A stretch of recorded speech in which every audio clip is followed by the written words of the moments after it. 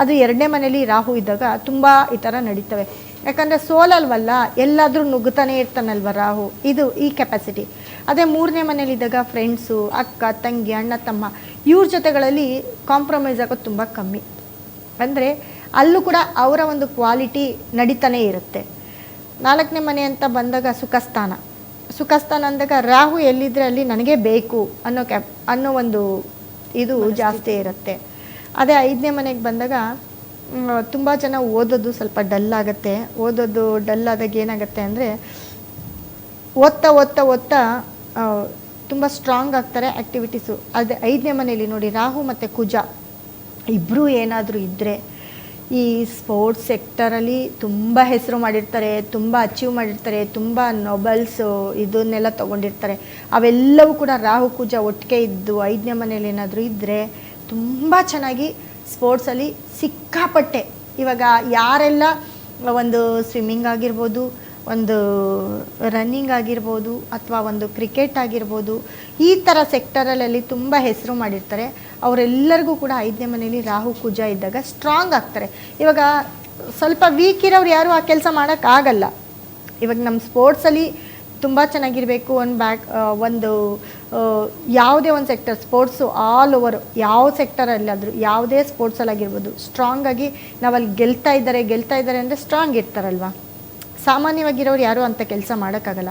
ಆ ಸ್ಟ್ರಾಂಗ್ ಅನ್ನೋದು ಎಲ್ಲಿ ಬರುತ್ತೆ ಅಂದರೆ ರಾಹು ಜೊತೆ ಯಾವ ಗ್ರಹ ಇದೆ ಅನ್ನೋದ್ರ ಮೇಲೆ ಇಂಪಾರ್ಟೆಂಟು. ಇವಾಗ ಕುಜ ಇದ್ದಾಗ ಸಿಕ್ಕಾಪಟ್ಟೆ ಸ್ಟ್ರಾಂಗು, ಸಿಕ್ಕಾಪಟ್ಟೆ ಪ್ರಾಪರ್ಟಿ, ಸಿಕ್ಕಾಪಟ್ಟೆ ಹೆಸರು, ನೇಮು, ಫೇಮು ಎಲ್ಲವನ್ನು ತಂದುಕೊಡೋನು ರಾಹು.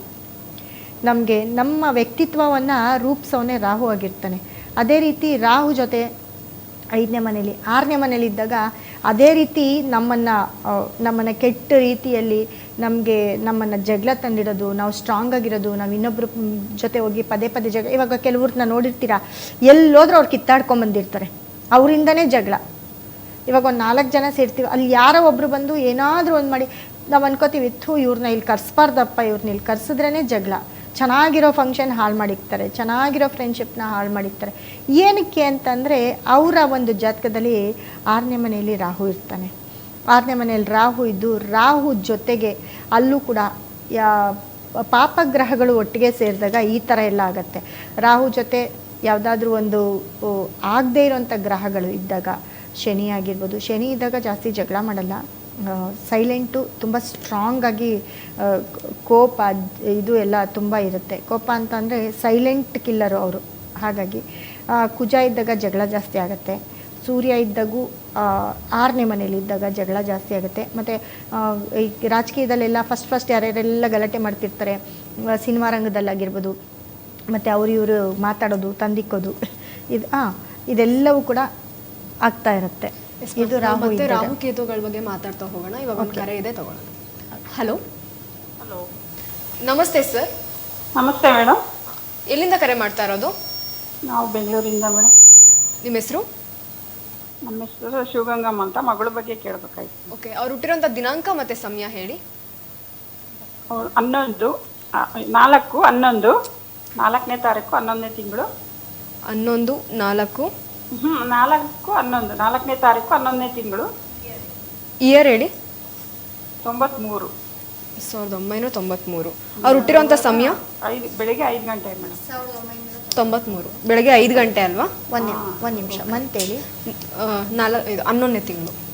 11ನೇ ತಿಂಗಳು ನವಂಬರ್ ಅಲ್ವಾ? ಮದುವೆ ಡಿಲೇ ಆಗ್ತಿದೆ ಮೇಡಮ್, ಇಲ್ಲಿ ನೋಡಿದ್ರು. ಅಲ್ಲಲ್ಲ, ಡೇಟು 4. ಓಕೆ. ಟೈಮಿಂಗ್ಸ್ 5 ಗಂಟೆ ಬೆಳಗಿನ ಜಾವ 5 ಗಂಟೆ. AM ಅಲ್ವಾ? ಹಾಂ, ಬೆಳಗ್ಗೆ. ಓಕೆ. ಮೇಡಮ್ ಅವರಿದ್ದಾರೆ, ಮಾತಾಡಿ. ಮೇಡಮ್ ನಮಸ್ತೆ. ಎಲ್ಲಿಂದ ಮಾತಾಡ್ತೀರಾ ನೀವು? ನಾವು ನಮ್ಮ ಚಿತ್ರದುರ್ಗ ಮೇಡಮ್. ನಾವು ಬೆಂಗಳೂರಲ್ಲಿ ಇದ್ದೀವಿ. ಹಾಂ. ಅವಳು ವಿಕ್ಟೋರ್ ಹಾಸ್ಪಿಟ್ಲಲ್ಲಿ OT ಟೆಕ್ನಿಷಿಯನ್ ಆಗಿದ್ದಾಳೆ. ಅವಳಿಗೆ ಗಂಡು ಸಿಗ್ತಾ ಇಲ್ಲ, ಇಲ್ಲಿ ನೋಡಿದ್ರೆ ಸೆಟ್ ಆಗ್ತಾ ಇಲ್ಲ, ಅದಕ್ಕೆ ಕೇಳೋಣ ಅಂತ. Okay madam. ಏನು ಮಾಡ್ಕೊಂಡಿದ್ದಾರೆ ಮೇಡಮ್ ಅವರು? ಅದೇ OT ಇದು ಮಾಡ್ತಿದ್ದಾಳೆ ವಿಕ್ಟೋರ್ ಹಾಸ್ಪಿಟ್ಲಲ್ಲಿ. ಓಕೆ ಮೇಡಮ್ ಅವ್ರ ಹೆಸರೇನು? ಕಾವ್ಯ ಅಂತ, MR ಕಾವ್ಯ. ಕಾವ್ಯ ಅಂತನಾ? ಅವ್ರ ಹೆಸರು ಸ್ವಲ್ಪ ಬದಲಾಯಿಸ್ಬೇಕಲ್ಲ ಮೇಡಮ್ ಅವ್ರಿಗೆ? ಹೌದಾ? ಯಾವ ಅಕ್ಷರ? ಯಾಕಂದರೆ ಹೆಸರು ಕೂಡ ಕೆಲವೊಂದು ಸತಿ ಅವ್ರಿಗೆ ನೆಗೆಟಿವ್ ಬರುತ್ತೆ. ಬಟ್ ಹೆಸರನ್ನ ಸ್ವಲ್ಪ ಆಲ್ಟ್ರೇಷನ್ ಮಾಡ್ಕೊಳ್ಬೇಕಾಗುತ್ತೆ. ಆಲ್ಟ್ರೇಷನ್ ಅಂದರೆ ಬದಲಾಯಿಸಿದ್ರೂ ಒಳ್ಳೇದಾಗತ್ತೆ. ಒಂಚೂರು ಹೆಸರನ್ನ ಒಂಚೂರು ಬದಲಾಯಿಸ್ಕೊಳ್ಳಿ. 5 ಗಂಟೆ 10 ನಿಮಿಷನ 5 ಗಂಟೆ ಮೇಡಮ್, 5 ಗಂಟೆ ಕರೆಕ್ಟ್, ಎಕ್ಸಾಕ್ಟ್ 5. 5 ಗಂಟೆ. ಮಿಥುನ ರಾಶಿ ಆರಿದ್ರ ನಕ್ಷತ್ರ ಬರುತ್ತೆ. ಹೌದು ಮೇಡಮ್. ಗುರುವಾರ ಹುಟ್ಟಿರ್ತಾರೆ, 93. ಸೊ ಅವ್ರಿಗೆ ಇವಾಗ ನಡೀತಾ ಇರೋ ಟೈಮ್ ಬಂದು 2026 ಮಾರ್ಚ್, ಅಂದರೆ ಮುಂದಿನ ವರ್ಷ ಮಾರ್ಚ್ವರೆಗೂ ಗುರುದಶೆ ನಡೀತಾ ಇದೆ. ಅದಾದಮೇಲೆ ಅವ್ರಿಗೆ ಶನಿ ದಶೆ ಸ್ಟಾರ್ಟ್ ಆಗುತ್ತೆ 2026. ಸೊ ಅವ್ರಿಗೆ ಲಗ್ನದಲ್ಲಿ ಶುಕ್ರ, ಅವ್ರದ್ದು ಬಂದು ಕನ್ಯಾ ಲಗ್ನ. ಸೊ ಲಗ್ನದಲ್ಲಿ ಶುಕ್ರ ಇರೋದು ತುಂಬ ಪಾಸಿಟಿವ್ ಮೇಡಮ್. ಅವ್ರು ಹುಟ್ಟಿದ ಮೇಲೆ ಚೆನ್ನಾಗಾದ್ರೆ ನೀವು, ಮೇಡಮ್ ಅವ್ರು ಹುಟ್ಟಿದ ಮೇಲೆ ತುಂಬ ಚೆನ್ನಾಗಾದ್ರೆ. ನಿಮ್ಮ ಮನೆಯವ್ರು ಏನು ಕೆಲಸ ಮಾಡ್ತಾರೆ? ಅವ್ರ ತಂದೆ ಏನು ಕೆಲಸ ಮಾಡ್ತಾರೆ? ನಮ್ಮ ಮನೆಯವ್ರು ಇಲ್ಲ ಮೇಡಮ್, ಇವಾಗ 2 ವರ್ಷ ಆಯ್ತು ಡೆತ್ ಆಗ್ತಾರೆ. ಓಕೆ. ಅವ್ರಿಗೆ ಗುರುದಶೆ ನಡೀತಿದೆ, ನೆಕ್ಸ್ಟ್ ಶನಿ ದಶೆ ನೋಡಿ. ಇವ್ರಿಗೆ ಗೌರ್ಮೆಂಟ್ ಜಾಬ್ ಯಾವುದಾದ್ರೂ ನಿಮ್ಮ ಕುಟುಂಬದಲ್ಲಿ ಯಾರಾದರೂ ಗೌರ್ಮೆಂಟ್ ಜಾಬ್ ಅವ್ರು ಇದ್ದಾರಾ? ಇಲ್ಲ ಮೇಡಮ್, ನಮ್ಮ ಮನೆಯವರು ಇದ್ರು ಮೇಡಮ್, ಇವಾಗ ಯಾರು ಇಲ್ಲ. ನಿಮ್ಮ ಮನೆಯವ್ರು ಗೌರ್ಮೆಂಟ್ ಜಾಬ್? ಇದರಲ್ಲಿ ಹೋಗ್ತಿದ್ದಾವೆ, ಕಾಂಟ್ರಾಕ್ಟ್ ಬೇಸಿಕ್. ಓಕೆ. ಇವ್ರಿಗೂ ಟ್ರೈ ಮಾಡ್ಬೋದಾಗಿತ್ತು ಗೌರ್ಮೆಂಟ್ ಜಾಬ್. ಮಾಡಿದ್ವಿ ಮೇಡಮ್, ಸಿಗ್ಲಿಲ್ಲ ಅವ್ರಿಗೆ. ಇಲ್ಲ, ಸಿಗ್ತಾ ಇತ್ತು. ಇನ್ನೊಂಚೂರು ನೀವು ಟ್ರೈ ಮಾಡಿದರೆ ಸಿಗ್ತಾ ಇತ್ತು. ಮತ್ತು ಇನ್ನೊಂದೇನಪ್ಪ ಅಂದರೆ ಸ್ವಲ್ಪ ಎಫರ್ಟ್ ಹಾಕಬೇಕಿತ್ತು ನೋಡಿ. ಇವ್ರಿಗೆ 3ನೇ ಮನೆಯಲ್ಲಿ ಕುಜ ರಾಹು ಒಟ್ಟಿಗೆ ಇದ್ದಾರೆ. ನಾನು ಬರೀ ರಾಹು ಕೇತುಗಳ ಬಗ್ಗೆನೇ ಮಾತಾಡ್ತಾ ಇದ್ದೆ ಇವತ್ತು. ಇವಾಗ ನಿಮ್ಮ ಪ್ರಶ್ನೆ ಮದುವೆ ಮೇಡಮ್. ಇವಾಗ ಇವ್ರಿಗೆ 26ರಿಂದ ಶನಿ ದಶೆ ಸ್ಟಾರ್ಟ್ ಆಗುತ್ತೆ. ಅದು ಬಂದು ನಿಮಗೆ 5ನೇ ಮನೆ, ಅವ್ರಿಗೆ ಪಂಚಮದಲ್ಲಿದ್ದಾರೆ. ಆದರೆ ಅವರಿಗೆ ಸಪ್ತಮಾಧಿಪತಿ ಗುರು ಬಂದು ಅವ್ರಿಗೆ 2ನೇ ಮನೆಯಲ್ಲೇ ಸೂರ್ಯ ಬುಧನ ಜೊತೆ ಇದ್ದಾರೆ. ಇವರು ತುಂಬ, ನೀವು ಎಲ್ಲೆಲ್ಲೋ ಹುಡುಕ್ತಾ ಇದ್ದೀರಾ, ಹೊರಗಡೆ ಎಲ್ಲೂ ಹುಡುಕ್ಬೇಡಿ. ನಿಮ್ಮಲ್ಲೇ ನಿಮಗೆ ಗೊತ್ತಿರೋರೇ ನಿಮ್ಮ ಮನೆಗೆ ಇವ್ರನ್ನ ಮದುವೆ ಆಗ್ತಾರೆ. ಅದು ನೀವು ತುಂಬ ನಿಮಗೆ ರಿಲೇಷನಲ್ಲಿ ಬೇಡ ಅಂತನೋ ಅಥವಾ ಯಾರೂ ಇಲ್ಲ ಅಂತನೋ ನೀವು ಹುಡುಕ್ತಾ ಇದ್ದೀರಾ. ಬಟ್ ಹಾಗಾಗಲ್ಲ. ಅದು ತುಂಬ ಹತ್ತಿರದಲ್ಲೇ ಇದೆ ಅಂತ ಹೇಳುತ್ತೆ. ಇವರು ಮದುವೆ ಆಗೋ ಹುಡುಗ ಹತ್ತಿರದಲ್ಲೇ ಇದ್ದಾರೆ ಅಂತ ಹೇಳುತ್ತೆ. ಮತ್ತು ಮುಖ್ಯವಾಗಿ ಏನಪ್ಪ ಅಂತಂದರೆ ಇವ್ರ ಕೆರಿಯರು ತುಂಬ ಚೆನ್ನಾಗಿದೆ. ಇವ್ರ ಕೆರಿಯರ್ ತುಂಬ ಚೆನ್ನಾಗಿದೆ. ಒಳ್ಳೆ ಕೆಲಸ ಮಾಡೋಕ್ಕೆ ಸ್ಟಾರ್ಟ್ ಮಾಡಿದ್ರೆ ಕೆಲಸಗತಿ ಒಳ್ಳೆ ಕೆಲಸ ಮಾಡ್ತಾರೆ. ಕೆಲಸದಲ್ಲಿ ಯಾವುದೇ ತೊಂದರೆ ಇಲ್ಲ. ಮತ್ತು ತುಂಬ ಜನ ಇವ್ರನ್ನ, ಯಾಕಂದರೆ ತುಂಬ ನೋಡೋಕ್ಕೆ ತುಂಬ ಚೆನ್ನಾಗಿರ್ತಾರೆ. ಹೌದು, ತುಂಬ ಚೆನ್ನಾಗಿರ್ತಾರೆ. ಯಾಕಂದರೆ ಲಗ್ನದಲ್ಲಿ ಇವರಿಗೆ ಶುಕ್ರ ಇರೋದ್ರಿಂದ ತುಂಬ ಚೆನ್ನಾಗಿರ್ತಾರೆ ನೋಡೋದಕ್ಕೆ. ಸೊ ಹಂಗಾಗಿ ನೀವು ಈ ಒಂದು 2026 ಮಾರ್ಚ್ ನಂತರ ನೀವು ಸ್ಟಾರ್ಟ್ ಮಾಡಿ ನೋಡೋದಕ್ಕೆ, ಖಂಡಿತ ನಿಮ್ಗಾಗತ್ತೆ. ಮತ್ತು ತುಂಬ ಹತ್ತಿರದಲ್ಲಿರೋ ಸಿಗ್ತಾರೆ. ಅದಕ್ಕೂ ಮುಂಚೆ ನಮ್ಮ ನಂಬರ್ ಇದೆ ನೋಡಿ, ನಮ್ಮ ಸ್ಕ್ರೀನ್ ಮೇಲೆ ನಮ್ಮ ನಂಬರ್ ಹೋಗ್ತಾ ಇದೆ. ಆ ನಂಬರ್ಗೆ ಕರೆ ಮಾಡಿ. ನಿಮ್ಮ ಮಗಳಿಗೆ ತುಂಬ ಒಂದು ಶುಕ್ರನಿಗೆ ಸಂಬಂಧಪಟ್ಟಂತಹ ಒಂದು ಇದನ್ನು ಕೊಡ್ತೀವಿ, ಒಂದು ಬ್ರೇಸ್ಲೆಟ್ನ ಕೊಡ್ತೀವಿ. ಅದನ್ನು ನಿಮ್ಮ ಕೈಗೆ ಹಾಕಿಸಿ.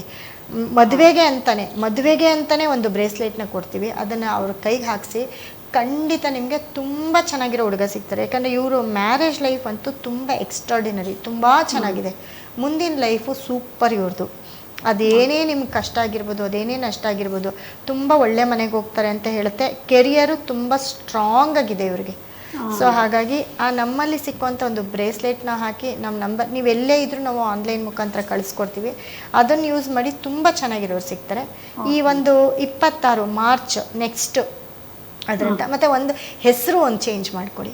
ಆ ಹೆಸರು ಚೇಂಜ್ ಮಾಡಿಕೊಂಡ್ರೆ ಇನ್ನೂ ಇವ್ರ ಕೆರಿಯರ್ ಇನ್ನೂ ಸೂಪರ್ ಆಗಿರುತ್ತೆ. ಅಂಕಿತಾ ಅಂತ ಕರಿಬಹುದಾ ಮೇಡಮ್? ಅಂಕಿತಾ ಅಂತ ಇಲ್ಲ, ಇವರ ಡೇಟ್ ಆಫ್ ಬರ್ತ್ ಕೊಟ್ಟು ಅದನ್ನು ಟ್ಯೂನ್ ಮಾಡಿಸಿ ನೀವು ಹೆಸರು ಇಟ್ಕೊಳ್ಳಿ. ಸುಮ್ಮನೆ ಯಾವುದಂದ್ರೆ ಅದನ್ನು ಇಡಬೇಡಿ. ಇವಾಗೆ ಕಾವ್ಯ ಅಂತ ಇಟ್ಟಿದ್ರೆ ಅದೇನಂತ ಚೆನ್ನಾಗಿಲ್ಲ, ಸಕ್ಸಸ್ ಇಲ್ಲ.